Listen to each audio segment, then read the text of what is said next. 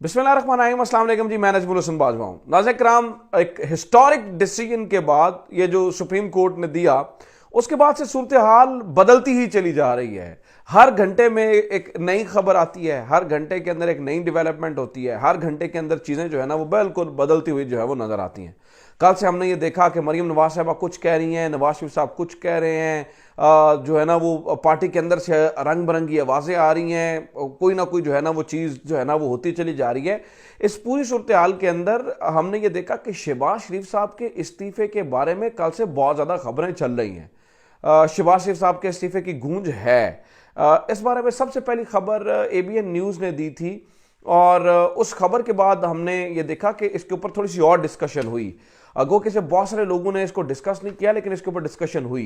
कल रात जो नदीम मलिक का प्रोग्राम था समा के ऊपर, उसके अंदर भी उन्होंने थंबनेल तो उसका यही लगाया, लेकिन नदीम मलिक जो है ना वो इस बात को डिस्कस करके जल्दी से जो है ना वो बड़े एहतियात का दामन हाथ में रखते हुए चले गए। एहतियात का दामन हाथ में रखते हुए बड़े एहतियात से जो है ना वो उस टॉपिक से गुजर गए और उन्होंने कहा कि शहबाज शरीफ की कुर्बानी अब नवाज शरीफ को जो है ना वो देनी पड़ेगी और शहबाज शरीफ की कुर्बानी जो है ना वो होगी, यानी कि उन्हें घर जाना पड़ेगा। तो पूरी सूरत हाल क्या है, एकदम से शहबाज शरीफ के इस्तीफे की गूंज क्यों सुनाई दे रही है, जर्नलिस्ट इसके ऊपर क्यों बात कर रहे हैं, इसके ऊपर बात करनी है।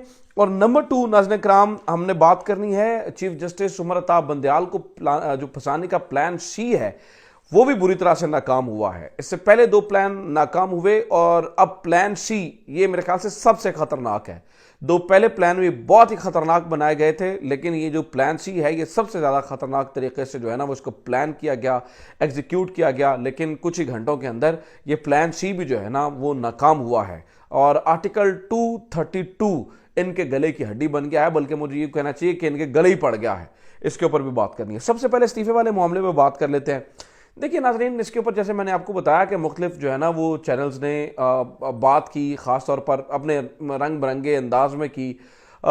इसकी वजह यह है कि शहबाज शरीफ साहब की गवर्नमेंट जो है ना वो अब चलती हुई नज़र नहीं आ रही है। अगर एक सूबे के अंदर इलेक्शन होते हैं और दूसरे सूबे के अंदर इलेक्शन होते हैं और बाकी 2 सूबों के अंदर इलेक्शन नहीं होते हैं, तो ऑब्वियसली ये गवर्नमेंट जो है ना वो नहीं चलेगी। अब मैं आपको बता दूं कि होना क्या है। शहबाज शरीफ साहब फौरी इस्तीफ़ा नहीं दे रहे हैं।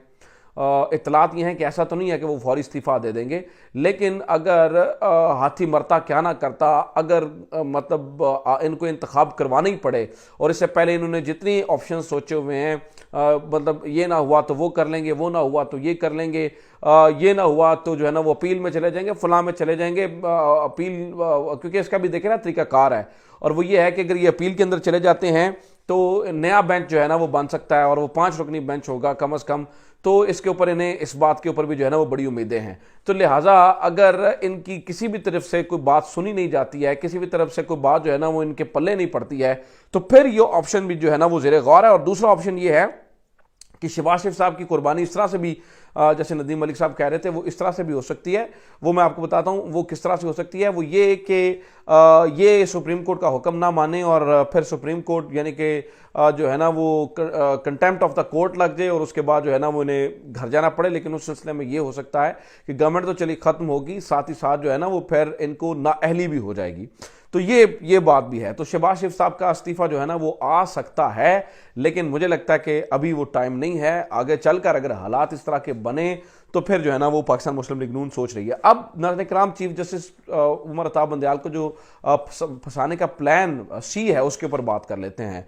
बल्कि सी पे बात करने से पहले हम जरा प्लान ए और बी समझ लेते हैं। और बिलखसूस मरीम नवाज साहिबा ने इसके ऊपर जो है ना वो बड़ा काम किया। मरीम नवाज साहिबा ने जो है ना वो बहुत बातें की इसके ऊपर। तो जरा प्लान ए भी समझ लीजिए ना। तो हम सबसे पहला प्लान ये था कि जस्टिस बंदयाल से, प्लान ए था कि जस्टिस बंदयाल से जो है ना वो इस्तीफा लिया जाए। जब ये केस शुरू हुआ तो इन्होंने इसके बारे में जो है ना वो प्रोपोगेशन शुरू की। आपने मुख्तलिफ जगहों पर देखा होगा, जो है ना वो मुख्तलिफ जर्नलिस्ट ने भी ये स्टोरी लगाई हुई थी कि चीफ जस्टिस उमर अता बंदयाल जो है ना वो इस्तीफ़ा दे दें। उसकी वजह यह है कि रेफ्ट है, उसकी वजह यह है कि इनसे मामला संभलेगा नहीं, उसकी वजह यह है कि इनको जो है ना वो फुल कोर्ट बनाना चाहिए। ये क्या मतलब बना रहे हैं, इनको तो सुनना ही नहीं चाहिए। उसकी वजह यह है कि जस्टिस मुज़ाहिर अकबर नकवी और जस्टिस एजाज़ुल हसन को साथ बिठा रहे हैं। तो बहुत सारी चीज़ें की गई ना, मतलब आप देखें कि एक तो पूरी कैंपेन चलाई गई, चीफ जस्टिस को डराने की कोशिश की गई, फिर आपको पता है कि जो है ना वो बातें की गई कि वीडियोस आ जाएंगी, ऑडियोज आ जाएंगी। इनफैक्ट चीफ जस्टिस के घर वालों तक को जो है ना वो महफूज नहीं रखा गया और उनकी बेटी सहर बंदयाल के बारे में बातें की गई। बहुत सारा कुछ किया गया ना, बहुत गंद उछाला गया, लेकिन चीफ जस्टिस उमर अता बंदयाल ने इस्तीफा नहीं दिया। इसका मतलब है प्लान ए को बड़े अच्छे तरीके से टैकल करते हुए आगे बढ़ गए। दूसरा नाज़रीन किराम, जो प्लान बी था वो बड़ा ही खतरनाक था। आज तक ऐसा हुआ नहीं था जो चीफ जस्टिस बंदयाल के ऊपर ये करने की कोशिश कर रहे थे। वो ये था कि सिटिंग चीफ जस्टिस के ऊपर तौहीन अदालत लगाई जाए। ये बड़ा खतरनाक प्लान था और इसके लिए इन्होंने जो सबसे पहला काम किया वो ये था कि चीफ जस्टिस के पर काटे जाएं, यानी कि इनके इख्तियारात कम किए जाएं। वो किस तरह से कि chief justice of Pakistan justice Umar Ata Bandial को बेंच बनाने के इख्तियारात को कम किया जाए। दूसरा काम किया ये काम किया जाए कि चीफ जस्टिस के सू मोटो लेने का इख्तियार जो है ना वो कम किया जाए। इसके ऊपर भी जो है ना वो बड़ी बात हुई और फिर जस्टिस काजी फायज ईसा का एक फैसला आ गया। वो हाफिज कुरान के नंबर्स वाला मामला था। उन्होंने इस मामले में बजाते खुद आज खुद नोटिस लिया और इस आज खुद नोटिस में एक जो है ना वो एक केस में एक फैसला दे दिया और रोक दिया, जबकि इसके बाद सुप्रीम कोर्ट के जो चीफ जस्टिस हैं वो रोके नहीं, उन्होंने केसेस की समाअत जारी रखी। तो किसी कोने खुदरे के अंदर ये बात हुई और इन्होंने कहा कि भाई देखें, जस्टिस काजी फायज ईसा के बाद भी अगर चीफ जस्टिस जो है ना वो इस चीज़ को जारी रखे हुए हैं तो फिर जस्टिस काजी फायज ईसा के ऊपर तौहीन अदालत लगती है। यानी कि इन्होंने कहा कि तौहीन अदालत लगाए। इनके कोने खुदरों में जो है ना वो बात हुई कि उनको जो है ना वो फारिग किया जाए, लेकिन वो नहीं हुए। लेकिन नाज़रीन किराम, इन्होंने देखे ना कि सू मोटो को ख़त्म करने की बात, सू मोटो को इस तरह से कि चीफ का इख्तियार नहीं होगा, उसे जो है ना वो 3 सीरियल जो है ना वो जजेस देखेंगे। लेकिन इस मामले को भी आपको पता है कि 186 से जो है ना वो न्यूट्रलाइज किया जा रहा है। इस मामले को भी जो है ना वो देखा जा रहा है कि इसको किस तरह से देखना है। अब आ जाती है बात नाज़रीन किराम प्लान सी की। प्लान ए और बी तो बुरी तरह से नाकाम हो गए, लेकिन प्लान सी के ऊपर जो है ना वो तेज़ी से काम जो है ना वो जारी है। प्लान सी के ऊपर इन्होंने बड़ी तेज़ी से काम किया और वो हो रहा है। प्लान सी क्या है नाज़रीन किराम? प्लान सी है मुल्क के अंदर एमरजेंसी लगाया जाए, चीफ जस्टिस के खिलाफ जो है ना वो रेफरेंस तैयार किया जाए, बल्कि इनके साथी 2 जजेस के खिलाफ भी रेफरेंस भिजवाया जाए और इन तीनों अशखास को कटहरे के अंदर खड़ा किया जाए फौरी तौर पर। यानी कि इनको कटहरे के अंदर जो है ना वो खड़ा करके इनसे सवाल जवाब हों और ये जो है ना वो चीज़ें जो है ना वो इस तरह से हों। अब नाज़रीन किराम ये प्लान सी है, लेकिन अगेन देखिए ये जो भी काम करते हैं कॉन्स्टिट्यूशन ऑफ पाकिस्तान, आईन पाकिस्तान इनके आड़े आता है और यहाँ पर भी आईन पाकिस्तान इनके आड़े आ चुका है। वो किस तरह से आ चुका है? वो आ चुका है नाज़रीन किराम आर्टिकल 232 के जरिए। वो किस तरह, मैं आपको आर्टिकल 230 जो है ना वो 2 पढ़ के बताता हूँ। ये कह रहे हैं कि मुल्क के अंदर एमरजेंसी जो है ना वो लगाई जा सकती है। यानी कि राना सनाउल्लाह साहब ने आज कहा है ना, आज का ताज़ा बयान है कि आइन के अंदर जो है ना वो एमरजेंसी वाला आर्टिकल भी मौजूद है। तो आइन के अंदर जो है ना वो आर्टिकल इसके तहत जो है ना वो एमरजेंसी, तो मैंने ये आर्टिकल 232 मेरे सामने जो है ना वो पढ़ा हुआ है। Proclamation of emergency on account of war, internal disturbance etcetera. ये जो है ना वो आर्टिकल 232 का जो है ना वो उसकी हेडिंग है या उसकी सुर्खी है।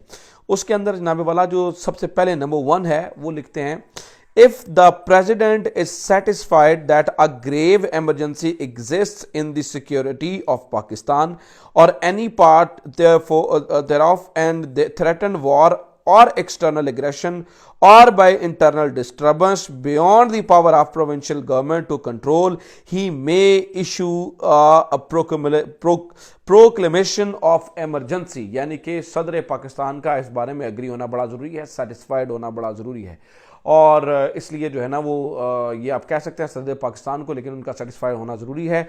लेकिन दूसरी तरफ उन्होंने कहा कि अगर सदर बजाते खुद जो है ना वो इसके ऊपर इनिशिएटिव लेता है, वैसे तो ये 8 लगातार जो है चीज़ें, अगर सदर जो है ना वो बजाते खुद इसके बारे में नोटिस लेता है तो फिर पार्लियामेंट यानी कि जो लोअर हाउस है और अपर हाउस है वहाँ से जो है ना वो करारदाद पास कराना ज़रूरी है।